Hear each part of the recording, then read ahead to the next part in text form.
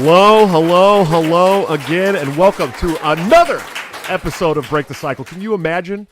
We're on like episode 16 or something now. I didn't think I'd make it through one or two, and we're at 16. So thank you guys for all the support that you've been showing me and coming back for all these wonderful guests that are way more important than I've ever been. So let's start off with some sponsors. Lorenzotti.coffee for all your delicious Italian coffee needs delivered directly to your door. Bring the taste of Italy home. It is delicious stuff. I'm not going to continue to brag about how good it is. Just go buy some. Use BTC at checkout to get a 10% discount. Of course, toplobster.com, the man for all of your graphic tees, hoodies, hats, shirts, belts, whatever. I don't know. So many things. And he is the one who does all the wonderful thumbnails for the show. He really is my partner at this point, but also if you use BTC at checkout, you can get a 10% discount on all of the wonderful clothes he has, like this Don't Hurt People and Don't Take Their Stuff shirt. And of course, anthemplanning.com, emergency and crisis planning for your business or personal. We had Amy Lepore on the show. What was that, 2 days ago, Wednesday, and it was a wonderful show. She's very knowledgeable. I'm sure that her business is amazing at what they do. They are also executive producers of the show now, so give them your business. With that said, how is everybody doing? You guys ready for this wonderful guest we have tonight? He was the 2020 Libertarian Party president or vice presidential candidate. He is the host of My Fellow Americans, one of the best live internet shows in the planet.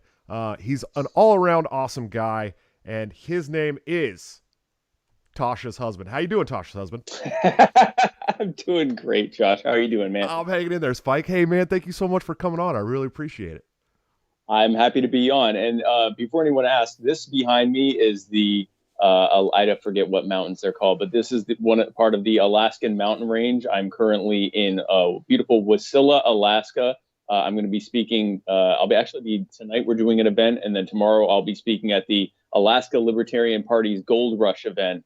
And I just got back from sightseeing. We got to see Denali. We got to see the river. We got to see all sorts of stuff. It's been beautiful. I'm not sure how it's possible to have a perpetual 360-degree mountain view in every part of Alaska, but yet we have that. It's beautiful here. But I'm happy to be on, man. Thanks.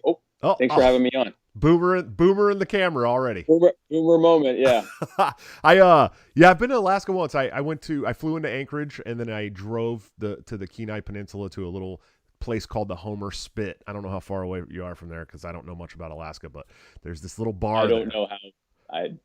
There's this little bar there called what is it called? God, the Salty Dog. I guess it's like world famous. And The first night we were there, I went into the bar, and it was like, maybe 8 o'clock. The sun was still out, 8 o'clock. And we were drinking, and then all of a sudden it was like 2:30, and I walked outside, and the sun was still out, and it was the weirdest feeling I've ever had in my life. But it's amazing. Night was when we got in yesterday, and first of all, we're 4 hours behind Mountain Eastern time, which is where we live in South Carolina. And so I was already kind of feeling it because I'm like, it's only 8 here, but it's midnight back home. And then we ended up dancing at a place here, and we went outside, and it was like 10:30. It wasn't bright out, but it was like sundown time. And I'm like, well, this is weird because it's about 4:30 back home. So about the time the sun went down here, it was probably coming up where we live. So it's pretty cool stuff. Sure. Yeah, absolutely, man. It's a weird feeling, though. Definitely. Your body's like, what's going on? Why is the sun still out? Why is this happening? Yeah. And you guys went dancing? I'm shocked that you guys went out dancing. And for those of you that don't know, Spike is an amazing ballroom dancer, right? Is that what you guys do? Some ballroom, mostly Latin dancing, salsa and bachata and stuff like that. And I know when you're looking at me, you think this man is clearly an accomplished dancer. No, we've been dancing for 13 years now. So we tend to go dancing wherever we can. And I did not think that would be Alaska. I was not expecting to hear salsa music when we came to check into the place that we're staying at. Hey, people love to get down in Alaska, man. What else are you going to do? Apparently so. That's a good point. What else are you going to do out here? Look at mountains and dance. How is the freedom to be able to do interviews with your shirt off again? So here's the thing about that. I've done one interview with my shirt off in my entire life, right? And it was during the campaign. So technically I'm back to keep my shirt on for the rest of my life season. No, it's funny because there's a bunch there. People got mad about that interview, or some people got mad about it. But then they started looking through my profile pictures and found pictures of me on the beach with my shirt off. And they're like, look, he's a repeat offender. He's constantly taking his shirt off. And it was like, what do you do at the beach? Like, this was like pictures of me lying down in the water lying down by the water at the beach. And so someone started a libertarians must wear shirts at the beach caucus. Just to like, that. It's like, yeah, guys, I think it's okay to wear a shirt, to not wear a shirt when you're sunbathing at the beach. But no, I will say this, I largely had the freedom to say mostly what I wanted to. It was more how I said things that sometimes were, I was encouraged lovingly to find a different way to say it. So it's nice to have, the brakes off fully and kind of go back to, I guess, my edgy ways of messaging. For example, I got to say on Kennedy a couple nights ago that, hey, well, we were talking about the police she brings me in as a panelist on a lot of things. And so we'll have a conservative. This time it was one of the editors in chief of Heritage, and then another, or someone with the Heritage Foundation, and then a progressive. I didn't know who she was, but she was a liberal. So they had the conservative and the liberal and me. And we were having a conversation about, AOC calling for abolishing the police, right? And so the conservative and the liberal are going at it, and they're, doing their typical Republican Democrat talking points. And then at the end, I gave my points, my libertarian points that, hey, maybe we should focus on holding bad police accountable and maybe getting rid of these police unions and getting the federal government out of policing. Why should they even be involved in that? But then at the end, I said, well, if you think about it, if we did abolish the police, progressives wouldn't have anyone to enforce all their taxes and mandates and laws and gun control and taxes and all that fun stuff. Maybe this is a utopia in the making. Maybe we should rethink this thing. The Heritage guy starts laughing. The liberal was not happy. Yeah. She was not pleased at all. And but that's the kind of stuff that I'm free to do now. So I definitely enjoy that. Yeah, I watched that Kennedy episode with you on it, and it was good. And you talked quite a bit about the police unions, which, I mean, really is the biggest problem. Big problem. And for those of you who don't know, Spike laying down in the beach with his shirt off is actually from a calendar that I hope you guys never find, because I'm also in that calendar. Because you're in it too. I am definitely Mr. March in a dad bod calendar. You are 100% Mr. March. The boys of summer, right? Because you were dressed up a Major League Baseball. Baseball, yeah, because that's when the baseball season starts around March, and so I was like, I'll do a baseball spread. It'd be great. And oops. It'd be a real shame if y'all were to go to libertariandadbod.com. And I don't even know if they have any more calendars left, honestly. I sold so many on the campaign trail to help the campaign. Oh, I did. We may have sold out on those. Yeah, I sold them because I was running for chair at the time, so I sold a bunch, and I was signing them with Sharpies, and I'm like, oh man, of all the things that I think I thought I'd be autographing in my life, right? This dad bod calendar is like selling out. Great. I remember flying on a plane, and I've got Matt Hicks, who was my campaign manager. And he's saying, you sign this one to, Becky, and you sign this one to Steve, and you sign this one to whatever. And I'm sitting here signing calendars of me like this with my shirt off. And I'm like, I wonder if I peaked now. Like, is this my peak? And it wasn't, it was a nice feeling that wasn't my peak, because I was concerned that might be my peak, that my peak is me signing like dad bod calendars of me looking relatively doughy. Certainly not. I certainly didn't look. I looked like a very ironic swimsuit model, put it that way. And so thankfully, I've gone on to bigger things since then. But no, it was definitely fun. But I mean, the thing with the police unions is that, we know public employee unions are a problem in general, right? Like, you have an organization that is funded by tax dollars, that is advocating for more tax dollars. Their membership is made up of agents of government, and this is any public employee union, agents of government who often can affect our lives in major ways.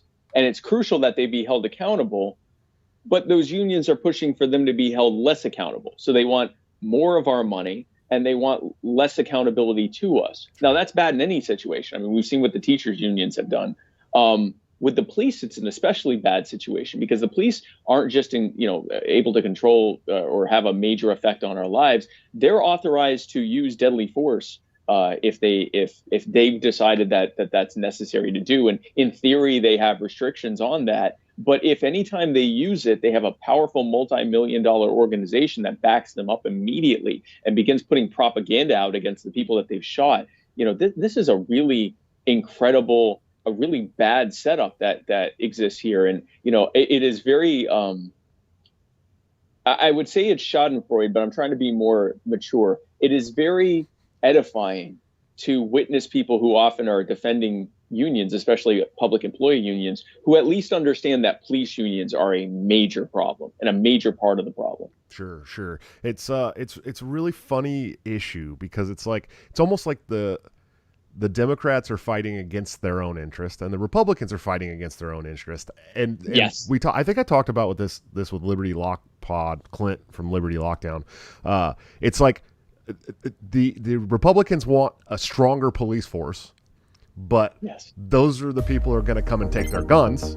And the Democrats want to defund the police and get rid of the police, but those are the people they need to enforce all the laws and regulations that they want to go. It's really, really wild to watch them do that. But anyways, what's going on? What's going on with Spike, man? I want to know what have you been up to? Look, we watched your campaign.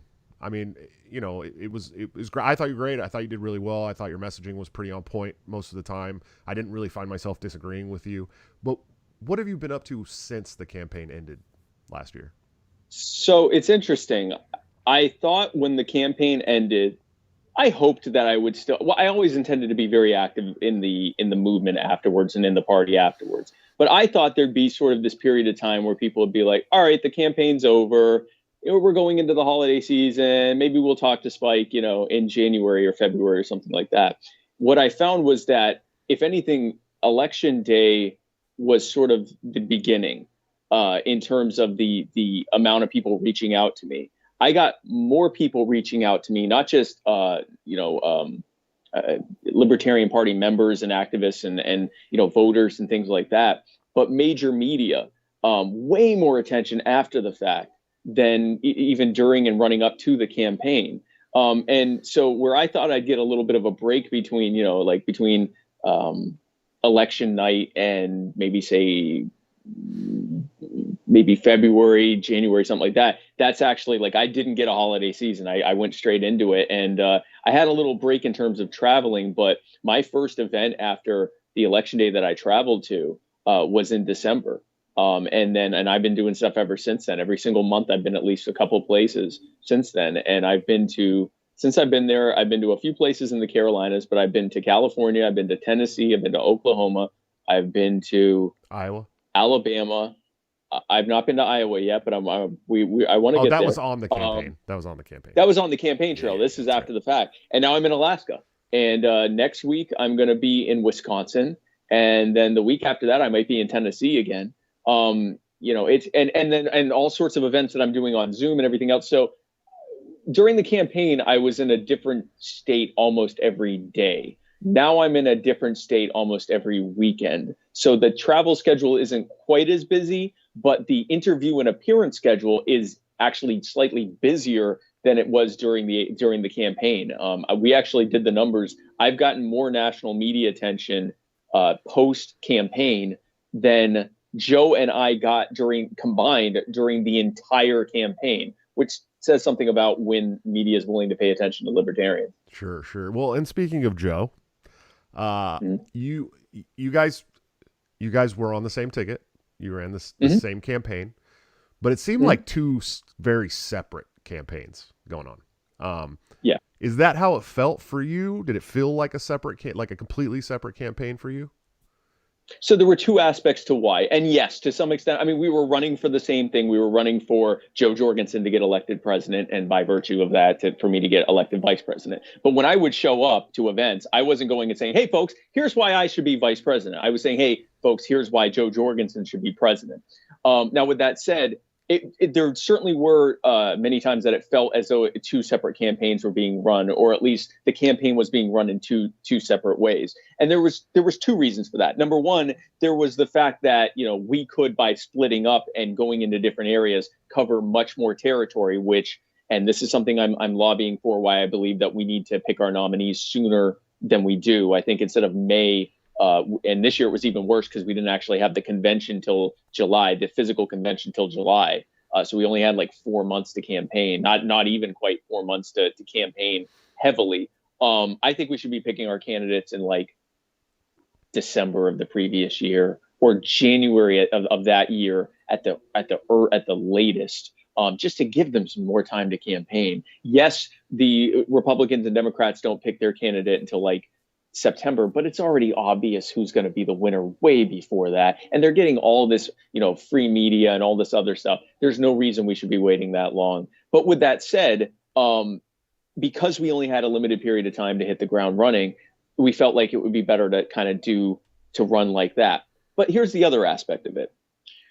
When two people come to run for a position and they weren't coming on the same ticket, so this wasn't Joe Jorgensen got the nomination and then said, I'm picking Spike Cohen for the VP slot. This was two separate campaigns, one for president and one for vice president. And in fact, when Joe got the nomination, she didn't explicitly endorse anyone, but she actually said, my pick would be John Mons, but I respect whoever you choose. And then the delegates chose me. So coming into something like that, and the fact that I already had a campaign team that was coming with me, that had been working with me from when I was running for the nomination. And then after that, many members of other campaign teams started joining mine. So like most of the Ruff Phillips people, the Kim Ruff, John Phillips people came over to my team. Most of the Vermin Supreme people came over to my team, or a good number of them did. We had some of the Mons people that came over to our team. We had a couple of the Armstrong people that came over. We had people that came over.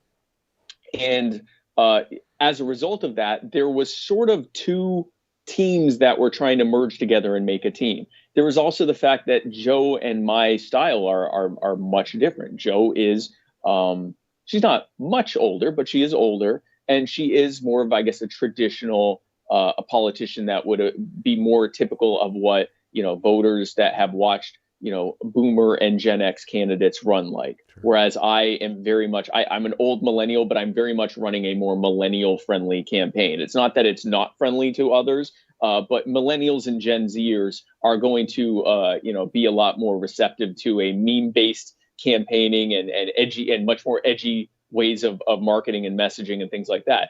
There's no wrong way to do this. It's just a matter of different styles. So I think all those things combine to there being this sort of separate feel there.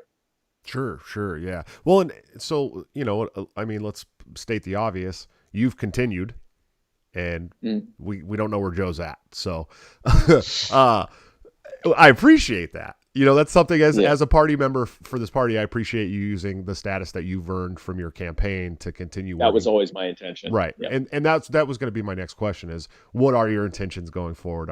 Are you going to continue to try to bolster the Libertarian Party? Is that why you're still traveling around? Is that why you're still doing these shows and talking about liberty-based stuff, right? The Libertarian Party, the Libertarian movement, the Libertarian message. I think the Libertarian Party is an important aspect of how we move liberty forward. I do not believe it is the only one. I'm not certain it's the most powerful or important one. It is an important one, but there's also just reaching out to the liberty movement in general. There's getting in front of as many people as possible with a liberty-based message that isn't explicitly tied to a specific campaign or party. There's also engaging in what anarchists call prefiguration, which is creating the society that we want to tell people it works much better than the state as much as we can now. So that looks like mutual aid. That looks like agorism. That looks like encouraging people to get involved in the blockchain and in cryptocurrency. By the way, I just figured out break the cycle BTC. That's beautiful. Did someone just realized that the other day for the first time? I'm like, how did you guys not know? Like this the whole time. I did not know. So when you're saying, use code BTC, and I'm like, why is he using big? Oh, that's cool. Anyway, so these are things that we can do to show people that, it's one thing to tell someone, hey, listen, we don't need government. We can do better things better ourselves. And when they ask, well, how and prove it. Instead of us start talking about, I mean, it's good for us to talk about ideas like free market economics. It's good for us to talk about ideas like self-ownership, non-aggression, property rights. It's good to talk about these things. But some people, you talk about those things and they're going to say, that sounds like ideas and theories. That doesn't sound like real things. But if you can show them actual examples, actual free market examples of the invisible hand working, the actual market working not just without government coercion, but despite government coercion that often makes it more difficult for us to do it, that helps push the message along as well. So yeah, that's what I plan to be doing, is going around in person and online to spread the message of liberty as best I can, and to network and work with others who want to push the message forward for liberty as best as we can, working together. How that looks within the party, that looks like me doing events like Gold Rush, talking to people about effective libertarian messaging, talking to them about how to build a culture of winning within the party, which also means talking about the culture of losing that we often have within the party, and how to kill that in a fire and bury it much further than 6 feet below the ground, so that we never do that again, and focus instead on how we can actually win, how we are winning races across the country, and how we can do more of that, and how eventually, and even now, we can begin to scale that up and win even bigger races. And that's what I plan to be doing as long as my body and wife will allow me to. Sure. And that's, as someone who has put his entire heart and soul into the Libertarian Party for half a decade now, or over half a decade at this point, I traveled to 40 states over the last 4 years. I took a lot on the chin, a lot every day. My family trashed all this shit. And there is this real culture of losing in the party that's like comfortable for people. I mean, it really is. It's like they've been doing it for so long that they're used to it. So it doesn't affect them anymore. It doesn't make them want to work any harder. And you got those big Alaska flies out there. At least it's not the mosquitoes, dude. So like the whole time I'm here, like, well, at least there aren't any flies I'm dealing with. And literally I come out here and I got my 2 friends here flying around with me. So you need to look out for the mosquitoes there, dude. They call the mosquitoes the state bird there.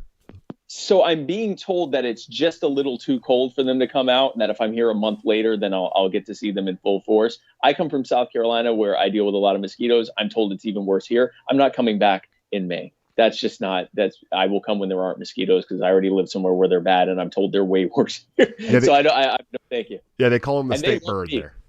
Yeah, I've heard that, the state bird, and I've got some sweet Jew blood that mosquitoes absolutely love.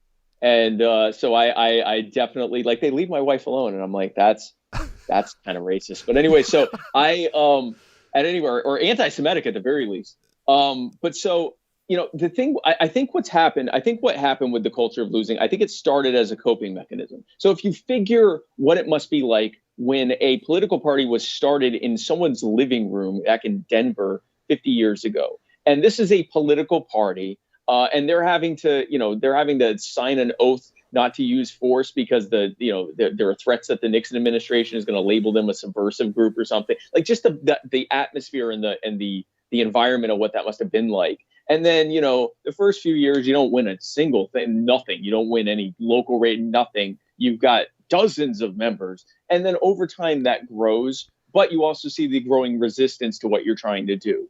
And so as kind of a coping mechanism, you start to find the silver linings where you can, and you start to pattern seek on what's wrong.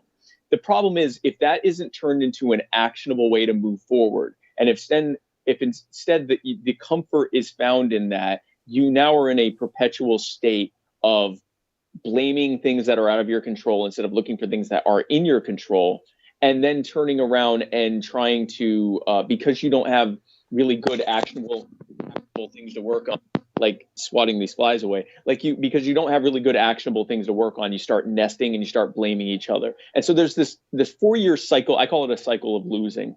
And it starts right around this time of year, actually just a little bit before this, in like February of the year after a presidential election.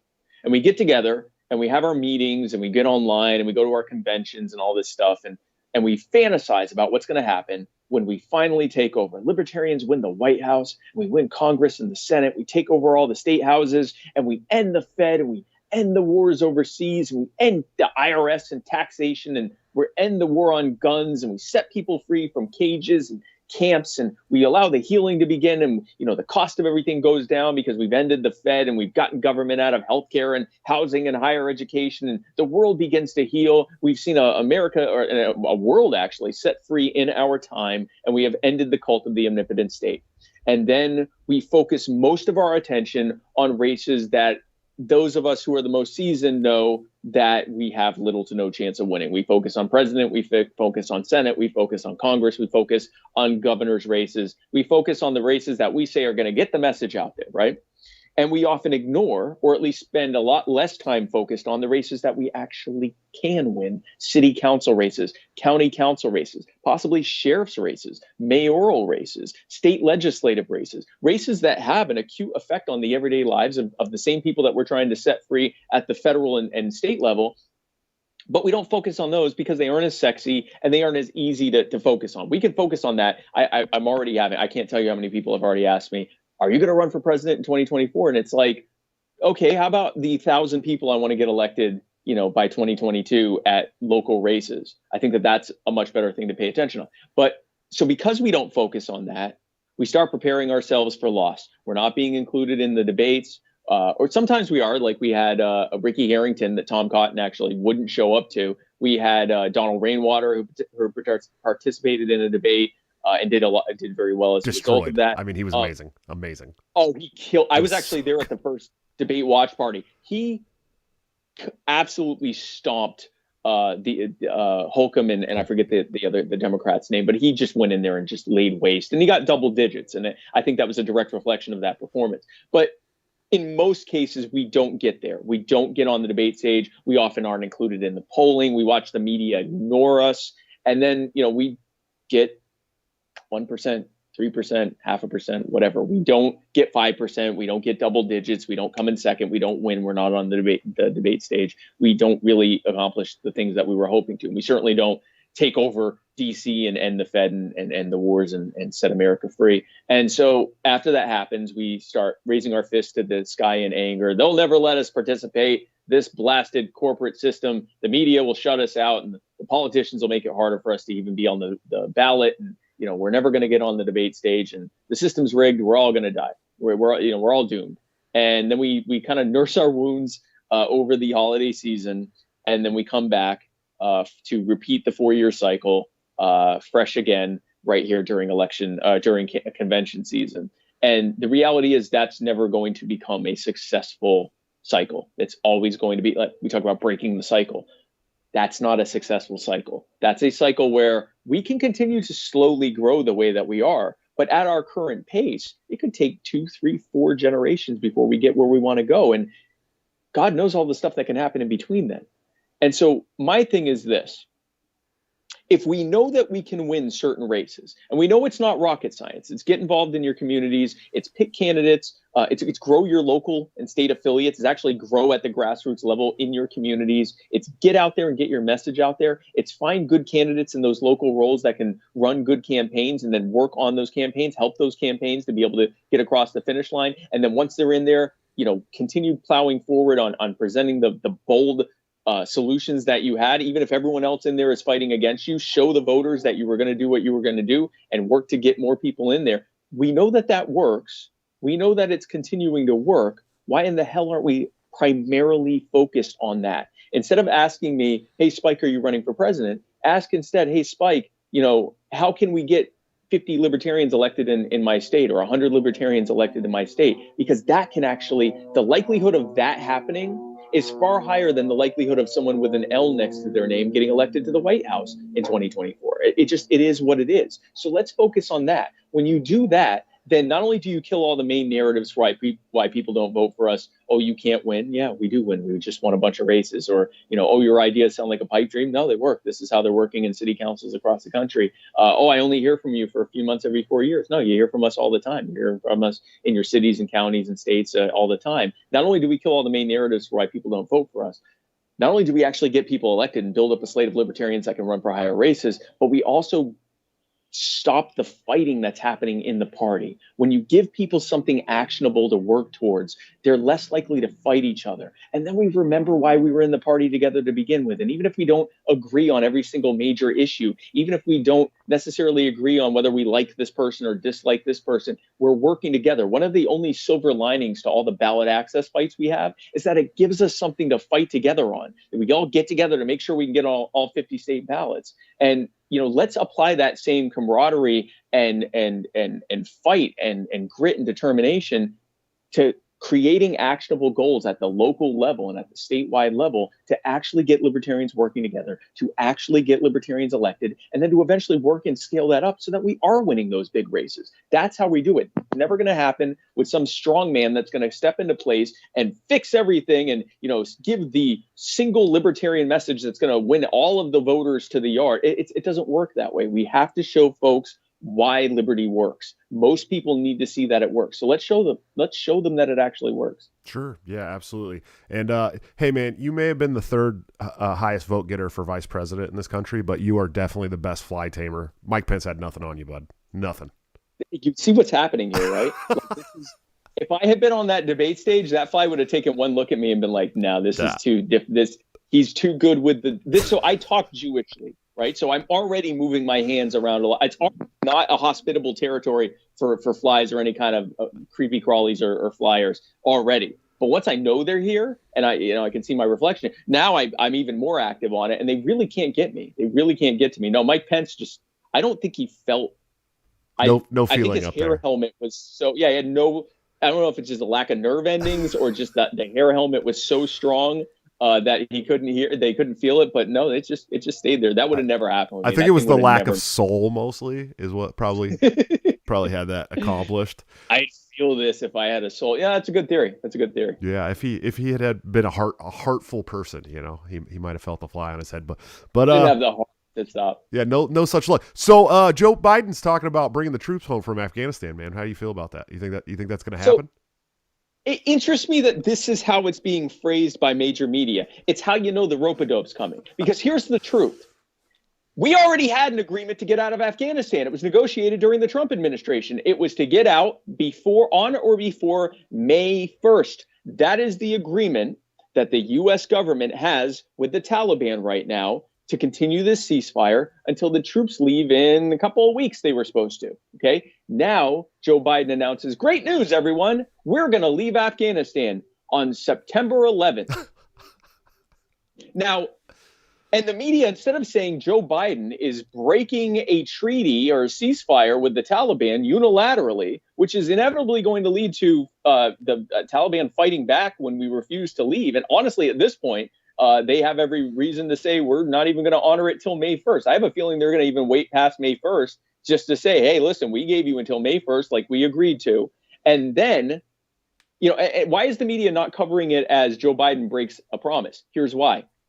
Because when the Taliban attacks, or I shouldn't even say attacks because it's their country, when the Taliban fights back against the continued U.S. presence past when the agreed to withdrawal date is, then Joe Biden and the military-industrial complex will be able to say, well, we were going to leave on September 11th, but they're attacking us and they're attacking civilians and, now troops are dying and we can't leave. We can't cut and run and surrender and negotiate with terrorists. So we have to stay here until, and then they just stay here. Sure. They stay there indefinitely. Now, we're already seeing the articles about how, leaving Afghanistan threatens the pluralism and women's rights that are growing in Afghanistan. Right. Okay. Like smash the patriarchy by drone bombing schools and weddings and hospitals. Right. And so they're already starting the message of why we shouldn't leave, so that when the Taliban inevitably goes, yeah, you broke the ceasefire, so we are under no obligation to keep it. Now that creates the narrative for why we can never, ever leave Afghanistan. They won't say it that way. They'll say, we can't leave now. We can't change horses midstream, or whatever nonsense they'll say. We can't let these bigoted patriarchs take over Afghanistan when we're there fighting for women's, fighting for the opium growers who are grooming children for molesting them, the good guys in the fight. Right. and this is what they're going to do. But it's interesting that the media is literally saying Joe Biden's announced we're leaving. No, he's announcing we're not leaving until 4.5 months later, which is going to trigger a fight against the Taliban, who was only ceasing fire because we said we were leaving in May. That is how strongly the military-industrial complex controls the narrative, not just in this country, but around the world. Sure. Yeah, absolutely. And 20 years from now, when that war's still raging on, we'll get a whole new set of Afghan papers that'll tell us exactly what they did and why they did it. And more people will not care. What do you think the cognitive dissonance is in this country? I mean, what we literally can go and right now type into Google the Afghan papers. And you can see clearly that our government lied us into the war in Afghanistan, knowing that there was no way it was winnable. That there was no reason we should be going there, and they lied us into that war. What is the cognitive dissonance there? I mean, what is creating that in this country? Do you think it's the bipartisan arguing or what?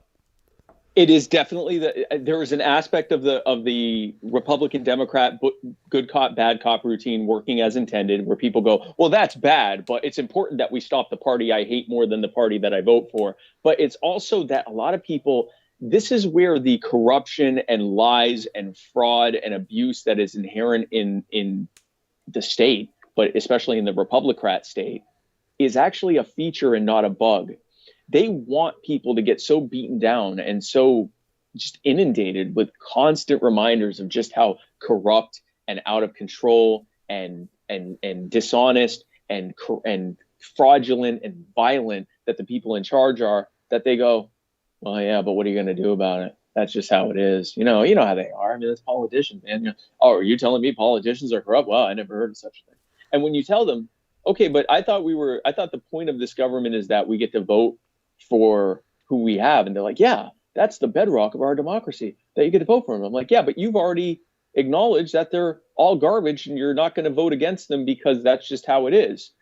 It's intentional. And so there's the cognitive dissonance isn't so much in the acknowledgement of the Afghan war being a corrupt lie and a fraud. The cognitive dissonance comes in recognizing and openly acknowledging all of that and saying, but I got to keep voting for him because otherwise that other guy's going to win. The guy that works with my guy to screw us over every single day, and that I hate about that. And I talk about it constantly, how much I hate it. But if I don't vote for him, I'm going to get his friend over there that he works with. Dad, we got to stop his friend.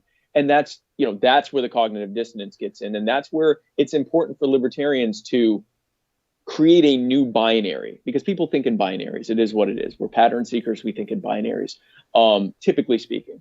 There is a binary, but the binary isn't Republican A versus Republican B. It's not Republican versus Democrat. The binary is the Republicrats who have created a system whereby they've robbed the people, all of us, of our power, our freedom, our decision-making abilities, and of course our money, so that they can hand all of that over to the cronies who put them in office, so that they can have this basic constant, a Ponzi schemed shell game where they rob us and convince us that they're doing something good for us, in which we all kind of recognize that's not true. The Republicrats or libertarians who recognize that the Republicrats have created this problem and who have actual solutions to fix those problems, and who recognize that the people do best when they are most free, so that we can get into office and take all that power and money and freedom back and give it back to the people, put it back in the hands of the people where it always belonged.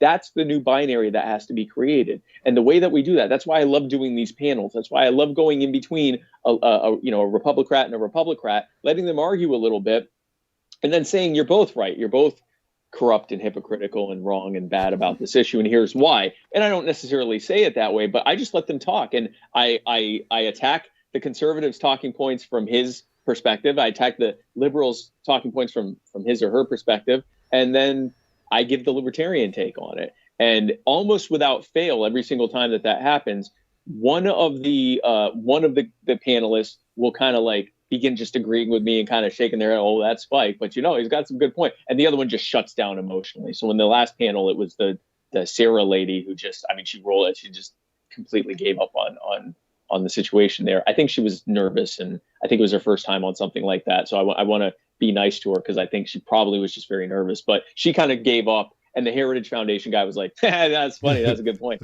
So that's and there have been times where it's been the opposite. I did a panel in Chicago where where it was the conservative that was, very big mad at the end of it and had kind of stopped talking. And it was the Democrat at the end who was like, actually, I think I might be a libertarian more I think about it. So, I mean, it depends on who decides to just go with the flow and who decides to just get run over by it. But, they can't beat our truth with their lies. So I don't want to argue with them. I just tell them the truth. Sure. Yeah. And I like to refer to it as tribalistic chess beating team sports. Yes. It's really what it is. That's accurate. At this point. I mean, it is that. Yeah. It's and you got to find some sweet irony in Donald Trump leaving office, Joe Biden coming in and saying, I think we got to build the wall. I think we're going to leave these kids in the cages. Like, it's shit. Like, it sucks. It's horrible that these things are happening, but you got to find some sweet irony in there somewhere. If it wasn't the mass suffering that's happened as a result of it, right? Right. And not just that, we talk about the mass suffering of the children and families in cages, the people that are having to go to coyote smuggling rings to come into the country, to flee the violence in their home countries that's being caused by the war on drugs and the CIA working directly with freaking narco terrorists to take over a country. Like, all the suffering there. And then what about the suffering of the private property owners in Texas and other border states who are having their property stolen from them, their land stolen from them to build a wall that they certainly don't want, that's destroying the value of their land. They're being given pennies on the dollar for it. What about the people who are pulled over in a border patrol raid 50 miles from the border and searched without due process, and then they find a little weed on them, so they charge them with a federal drug crime, even though they didn't, and they presume the authority not to have to go through due process because they claim some kind of emergency border authority or some nonsense like that. What about, there are many, many, many victims, the migrants and also American citizens who are victims of this war on migration and war on the border. But yes, there is a very, very sweet irony in watching the cages aren't cages anymore. During that same panel on another discussion that we were having, the progressive lady, the liberal lady, she says, Biden's doing a lot. He's building more shelters. And I went, cages, those are called cages. Those are camps. They're camps and cages. They're not shelters. A shelter is something that you want to go to. A cage is something you can't leave, or a camp is something you can't leave. And, this is, yes, the insane irony that the Biden administration is continuing the status quo of the Trump administration, who was, rhetoric aside, continuing the status quo of the Biden administration or the Obama administration. In fact, same thing. Donald Trump, for all of his tough, same thing, exactly. The Bush Biden Trump administration, and throw Reagan and Clinton in there as well, and Carter for that matter. But here you have, all of his rhetoric. Donald Trump actually deported fewer people in his first term than Obama did in his first term. And Joe Biden might end up deporting more people than Trump did. So for all of Trump's talk on the border, well, they're not sending their best. Well, you certainly didn't seem to care as much as Obama and Trump. The one thing that I love that Trump did during the debates, and I still continue to use it, is when Joe Biden was talking about the cages and Donald Trump said, "Who built the cages, Joe?" Possibly my favorite thing that Donald Trump has ever said, because Joe Biden had no good answer to it, and he still doesn't. And I will continue to ask him that. Who built the cages, Joe? Who's building these new cages, Joe? And the wall. Continuing the wall. And the wall. And the war on pot. I mean, all the stuff that the Democrats are like, Joe's going to come in here and do all this stuff. And he's like, haha, just kidding. I'm actually Donald Trump in a Joe Biden skin suit. Yeah, fooled you kids, and I got away with it too. Yeah. No, it's who built the quasi-fascist corporatist police state, Joe? Like it is. Who would have thought that the architect of every bad policy to come out of DC in the past several decades, the ones that people are marching in the streets in anger against, and his running mate, who is one of the most brutal enforcers in recent memories of those laws that he created at the federal level, who thought that they would come in and keep the status quo of all the bad things that we're all against going? It caught me by surprise. I should tell you that. Well, this is not an isolated incident. People like to fail up in politics. I mean, it's just how it works. You know what I mean? Yeah. And I use the example of Gavin Newsom in California. He was the mayor of San Francisco when San Francisco was one of the most beautiful cities in the country. Okay. And he destroyed it so bad that he should have probably stepped down halfway through his term. And instead of being like, okay, Gavin Newsom bad, California's like, we're going to make him the governor. Why not? Fuck it. Make him governor. Let's make him governor. And then when they recall him, which is very likely to happen. I mean, there's a very good chance. There's 2.7 million signatures on his recall now. So when they recall him, the odds that they replace him with kind of him again, someone's just in another name and body, are very high. And even if it's a Republican, the odds of them picking another big government. The problem is that we just have the wrong person in charge of government.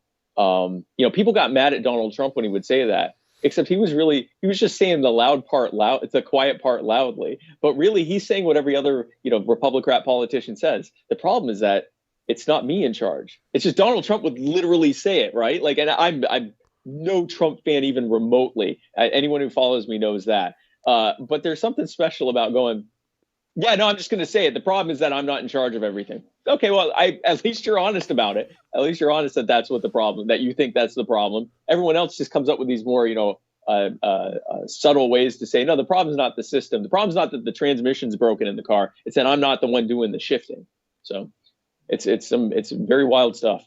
Yeah, it is, man. It's hard to watch as a libertarian for sure. But like I said, you always get these little sweet bits of irony every once in a while where you're like, hey, do you like that taste of your own medicine? Or no, it's not good. Yeah. Come on over. Yeah. You know what I mean? Yeah. No, it would be a pure on laugh fest if it wasn't the suffering that we know is happening as a result of it, right? Like you said, you hear about all these bad policies. I would love for it to be a movie so I could look and be like, hey, you didn't think they were going to do that, but I totally called it. But because those are actors, and then they go and hang out in the food service table afterwards after they shot. But we know this is like real things happening, and real people's lives are being destroyed. When we're talking about the war on drugs, we can sit there and go, you thought he was going to make the weed legal and fool. But we see people whose lives are being destroyed because of that continued war on pot or that continued war on other drugs. Or, we can, so yes, it's important that we remind people that, yeah, this is what we said would happen. And yeah, we can certainly enjoy our just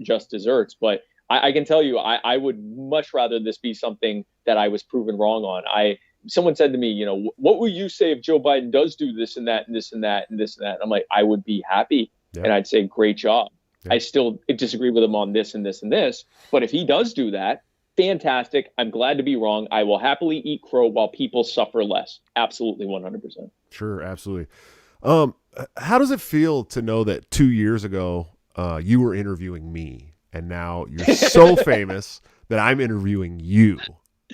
With a mountain range behind me. I'm so famous that I've got a freaking mountain range. No, this is, by the way, anyone who's enjoying this is like the best interview view that I've ever had. Usually I'm in like a hotel. If I'm not at home on my like home studio, I'm like, there's like a, freaking some weird painting behind me, that's in all of the hotel rooms in that hotel, or like I'm in like a lobby or something. This is the moment. So Josh Smith, let it go down and let it be remembered forever that Josh Smith got, at least for now, the best Spike Cohen interview background that's going right now. It's weird. My entire life has been me saying, hey guys, I'm here. And people going, that's great. And then I tell them and they go, oh, cool. So I started a web design business when I was 16. So I'm showing up to people's businesses. I'm showing up to,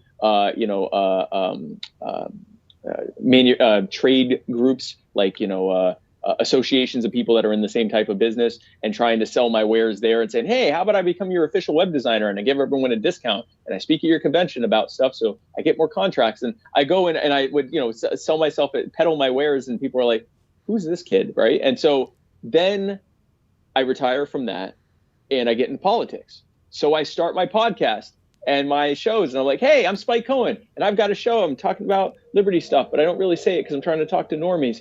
And people are watching like, hey, who's this Spike guy? And I'm like, hey, here's who I am. And then I run for the Libertarian nomination. And at that point, a good number of the delegates knew what you knew who I was, and a good number of the Libertarians knew who I was. But there were still a good number of Libertarian delegates who were like, Spike, what, who? And so then I'd explain that. Then I get the nomination, and that set off a whole. Now there's hundreds of thousands or millions of people. Spike. So then I say, and so now I'm kind of sort of busting mainstream, or at least mainstream in a libertarian world. I'm on more national media and stuff, and now people are like, "Who the hell is Spike?" Wow, no, that was funny. So it's it's sort of that same thing that I've been kind of going through pretty much all of my adult life, which is, going into things and people going, who the hell is this? And then I tell them and they go, oh, okay. All right. And so that's sort of where I am now. So it's nothing, it's not new to me. It's kind of old hat at this point of people. I guess actually the new thing to me is showing up to stuff and everyone already knows who I am. So like headlining this event and having them say, oh, people signed up after they heard that you came. That's new. That's the new thing is people like, they already know me. Like I go into at the Florida convention, at the Orlando convention, the national convention, I go out in the pool and people are chanting my name. And I'm like, this is new. Usually I come out to the pool and everyone's like, hey, what's up? What's your name? Like now it's, now it's a new thing. So it's interesting, but yeah, it is fun to whatever extent I can leverage the attention I'm getting into talking to people about what they inherently know to be true, but no one else is getting in front of them to be able to tell them that in a major way, that they are more smart than the people who claim authority over them, that the things that they are saying, this doesn't line up, they don't line up, that the people that we routinely know are a bunch of frauds and cons and liars and idiots are not the right people to be running this. Yeah, no, you're right. You're right about that. And by the way, here's something called libertarianism. And this is why we think we can fix the problems that you're facing. To whatever extent I can do that, I'm more than happy to do. I'm honored to do it. I'm grateful to do it. So two things. One, you're welcome for the chant at the pool. I started that. I don't know if you were aware. Was that you? That was me. Was that you? That was me. Yeah. I did not know. Well, thank you. That was fun. Me in the caucus. I mean, there was a lot of Mises guys out there. A lot. I mean, it was like a Mises party, pool party. Yeah. You know what I mean? Two, if you really want to give Josh Smith of Break the Cycle the best Spike Cohen interview, are you ready to tell the people what they really want to hear?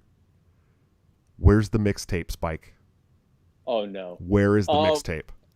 Okay, so here's the problem I've created for myself, Josh. I've played tracks from the mixtape to select people just so that they can say that it's real. And apparently people hearing from my wife that it's real is enough for them, because I guess they don't believe me that there is a mixtape. Tasha is very trustworthy. So I did play a track and drop a track from my mixtape, but it was the opening track, which is like a joke track. But it is literally the first track on my mixtape. And it's like a cartoony thing from an Adult Swim cartoon. And here's the problem, Josh, and everyone watching this and listening. I want you to remember what late 90s and early 2000s hip hop was like, specifically like Eminem and Tupac and Wu-Tang and Fat Joe and Big Pun, and like what the things they said. And now picture someone who was the vice presidential candidate for the third largest political party, and is now arguably one of the most, or not arguably, one of the most prominent figures in the party, in media, and arguably right now the one getting the most attention, but certainly one of them, dropping a mixtape that is filled with vulgarity, references to violence against women and minorities, about 7,000 uses of the N-word and the B-word, and just generally what rap is, but especially what like pre-social media cancel culture 90s 2000s hip hop was. I'm trying to come up with an artful way to release it, because I'd actually like to be able to be like, okay, well, if we can raise X amount of money for the the party of whatever state, or for the national party, or if we can get this many people elected, then I'll drop a track or two or something. But I'm having to figure out. So if anyone has any suggestions, you're welcome to inbox them to me. I am trying to figure out an artful way to release what is a de facto extremely vulgar mixtape, because it is 90s and 2000s hip hop and some reggae, a little bit of reggae. But yeah, no, I'm not sure there's a single track on there that doesn't have the N-word at least 5 or 6, 10 times. Again, because it's hip hop, and that's it is what it is. Spike Cohen, the podcast host, releasing it had already been released. We would have had fun with it. Now, well, now so any suggestions on how I can do that? Anyone want to drop any suggestions to me? I'd be happy to hear. Now's a good a time as any to let my followers and that there's also a CD out there somewhere of me doing a rap song with a member of the RBL posse from San Francisco Bay Area named Young Thug. And my brother, who fun. went by the name Con Man, I did not say the N-word, but I definitely said some other things. And it is out there somewhere. You can maybe find this.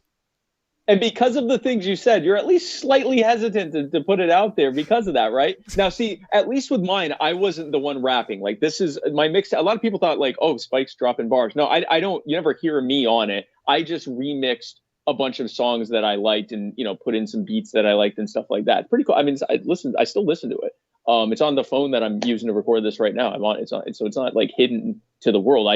It's somewhere out there online. I'm not even 100% sure where it is online, but I do know it's somewhere out there because I have found it accidentally one time before searching for it. But I don't think anyone's going to find it unless I drop it. And yeah, this is the problem with casually mentioning things on a podcast, is that now I'll casually mention something on a podcast and tens or hundreds of thousands of people will be talking about it like a few days to a week or so later. And then months later when I'm like, surely they won't continue to talk about this. No, we're still here talking about the mixtape. So that's fun. Funk Master Flex Spike, we appreciate you so much. What's next? What's next for you, man? I will be in Wisconsin, Eau Claire, Wisconsin, for the Libertarian Party Wisconsin convention up there next weekend. I think I have a bye week the following weekend. But we may be putting something together. The next thing I know I will be at is the California convention on the, I think, 15th. Then the following weekend, I will be in Colorado. I'm going to be in Michigan. I'm going to be in Florida. I'm doing a shooting event in Tampa with Jack Lloyd and the Philosopher in Tampa. We'll be doing a range day with Spike Cohen and Jack and Foe.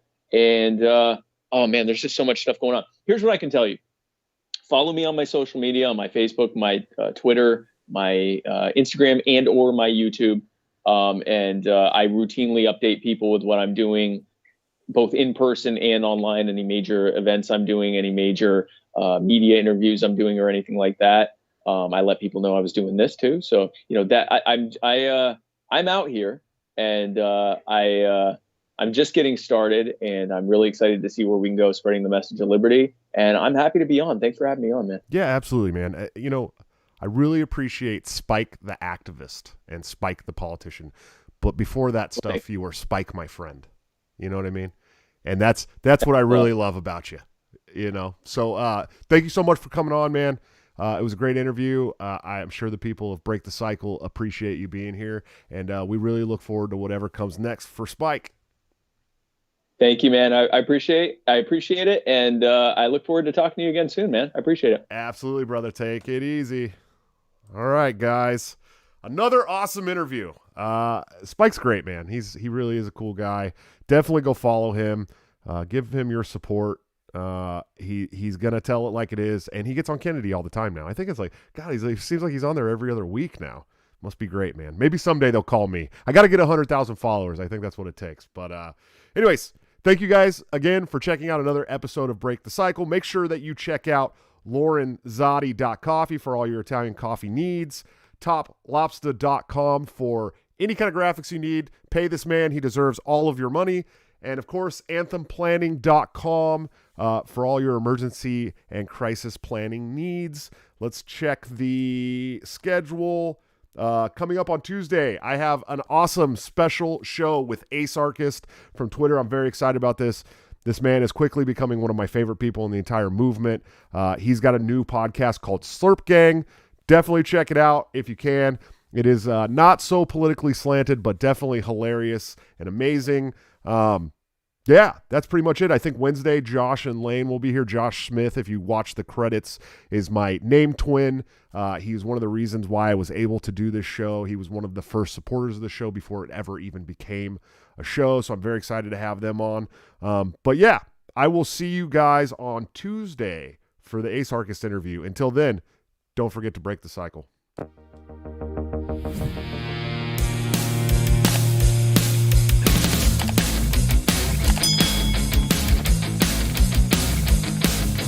Due to legal reasons, I just have to explain.